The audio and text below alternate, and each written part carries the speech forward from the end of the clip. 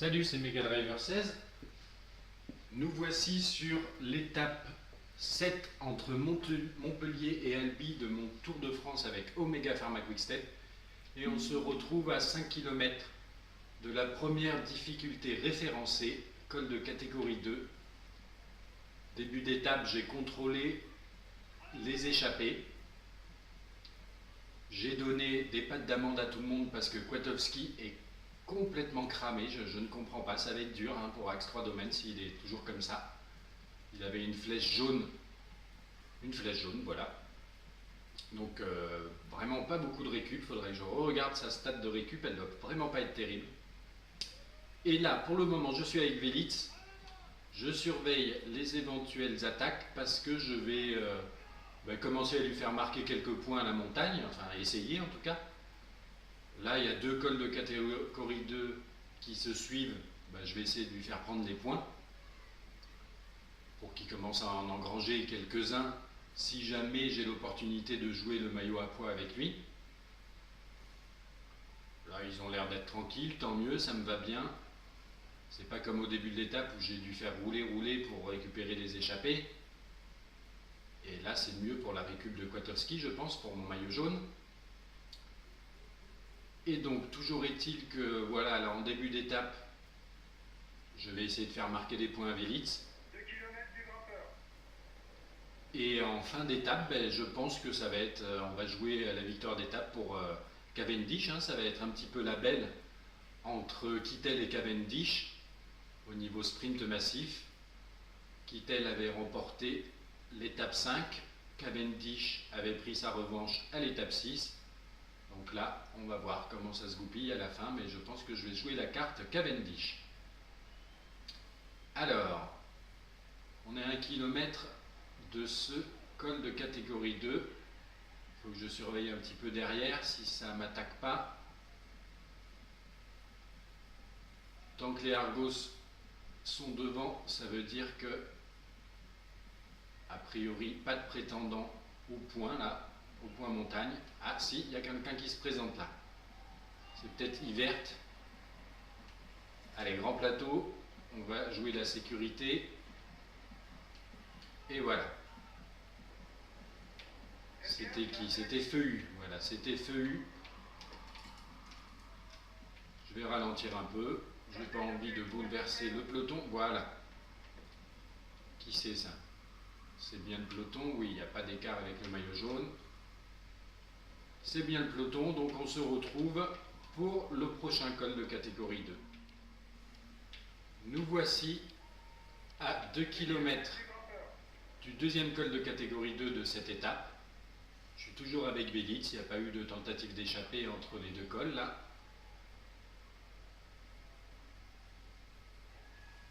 Et donc, je crois que ça s'appelle, ce col là, c'est le col de la Croix de Moulis. Je crois avoir entendu le directeur sportif annoncer ça. Et donc j'ai l'impression, vu que c'est encore les Lotto et Argos qui sont devant, pas trop de velléité des prétendants au classement de la montagne là. Ça n'a pas l'air d'intéresser les grimpeurs. Peut-être trop peu de points à distribuer, je ne sais pas. On va voir si Feu retente quelque chose. Il avait un petit peu tenté une petite attaque tout à l'heure. Je vais me positionner en tête quand même à 700 mètres avec Velits. Vous voyez, c'est toujours de l'auto derrière. J'ai l'impression que ça va me laisser. Oula, il ne veut pas me laisser lui, on dirait. Attention. Et ben voilà comment on se fait griller en beauté. Je croyais que c'était un coéquipier qui préparait le sprint simplement tranquillement pour Greppel, mais non. Donc 8 points au lieu de 10 pour Velits prévu sur cette étape, mais bon, tant pis, c'est pas si grave que ça m'apprendra à pas être suffisamment vigilant. Pour le coup, on va prendre la main avec... Oui, il y a le sprint intermédiaire derrière là. Je vais prendre la main avec Cavendish qui va essayer d'aller marquer les points du sprint intermédiaire. On se retrouve au sprint intermédiaire. Donc, nous voici à 5 km du sprint intermédiaire. Et en fait, Flecha a tenté une échappée, donc je l'ai rejoint avec Cavendish. Je ne compte pas passer à côté des 20 points de ce sprint intermédiaire. Et on a quand même une 0,7 d'avance sur le peloton.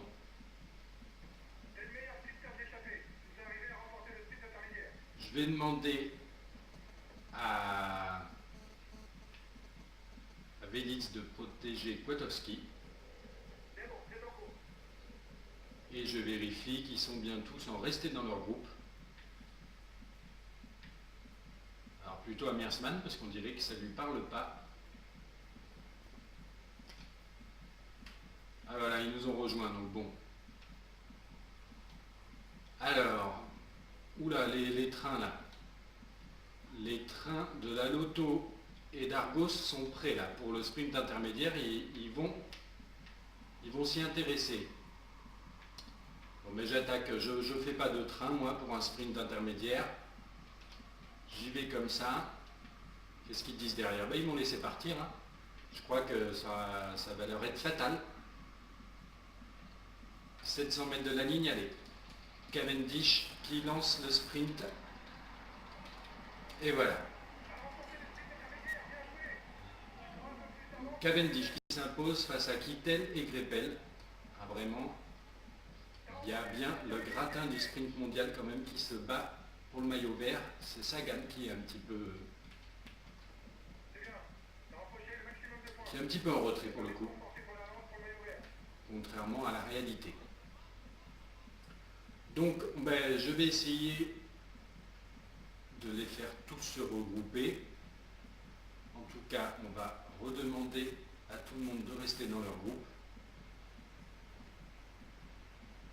Et qui c'est ben, Chavanel. Tiens, Chavanel va protéger mon maillot jaune. Merci. Et donc, on assiste au regroupement général. Je vous donne donc rendez-vous pour le final de cette étape 7. On se retrouve donc à 20 km de l'arrivée. Je suis avec Cavendish et le peloton est groupé. Je vais demander à Stigman de venir me protéger.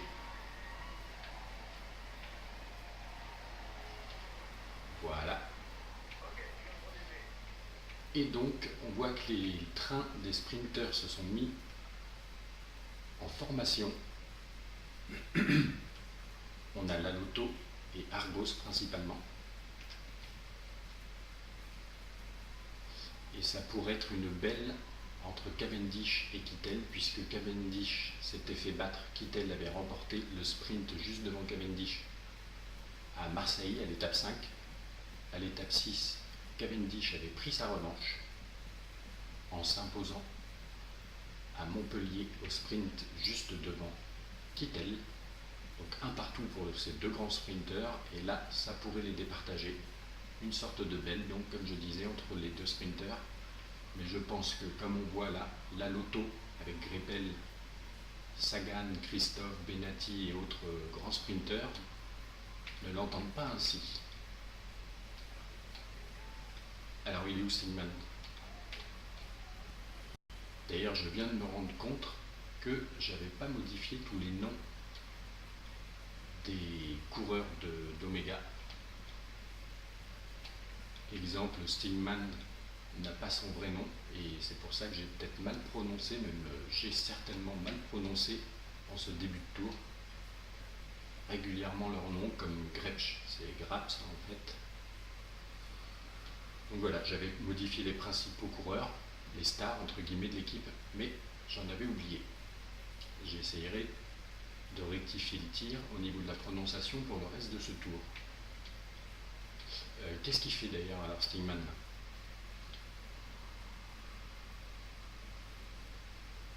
Eh bien il fait rien.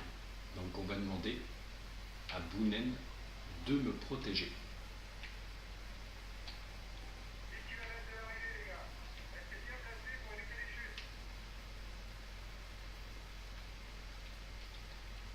Donc Stigman, relais très rapide, et Boonen me protéger.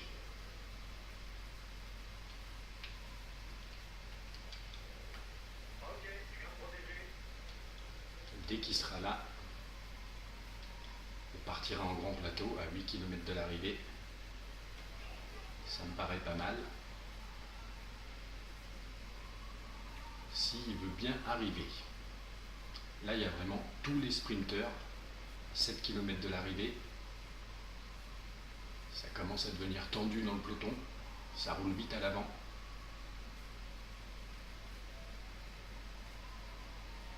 Bon, il est où là, Bounen? Ah, il est juste derrière moi. Ça y est, il est arrivé. 5 km de l'arrivée. On se met en grand plateau.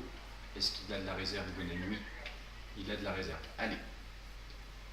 Nous aussi, notre train, le train d'Oméga, emmené par un luxueux poisson pilote en la personne de Bounen, est en route. Et personne n'a suivi. Oula, j'ai bouffé le bas-côté.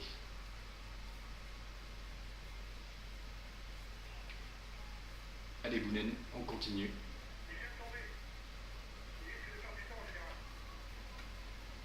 Ils sont pas très loin, mais ils ont quand même pris du retard là. Et là, je dépasse Bounen. On arrive à la flamme rouge. Les sprinteurs font leur effort. Ça y est, je vois le train de Kittel se mettre en route. Oula, oula, Kittel qui est vraiment pas loin. Mais Cavendish qui va s'imposer. Juste devant Kittel et Greppel. Sagan 4e, Degenkolb 5e, Bounen prend la 6e place.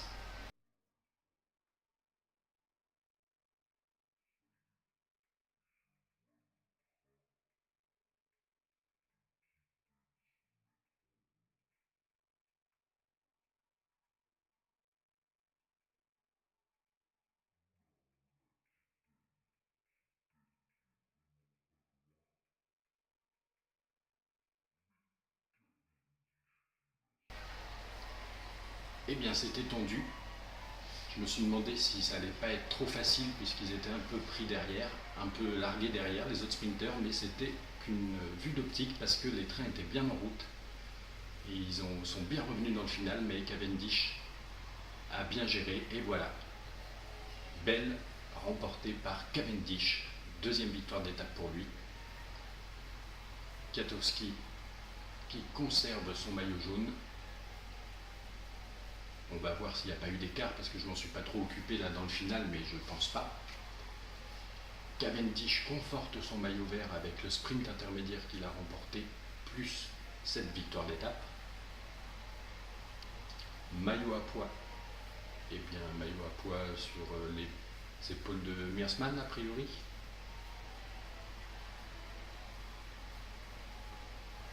Et Kwiatkowski, maillot blanc puisque il est maillot jaune.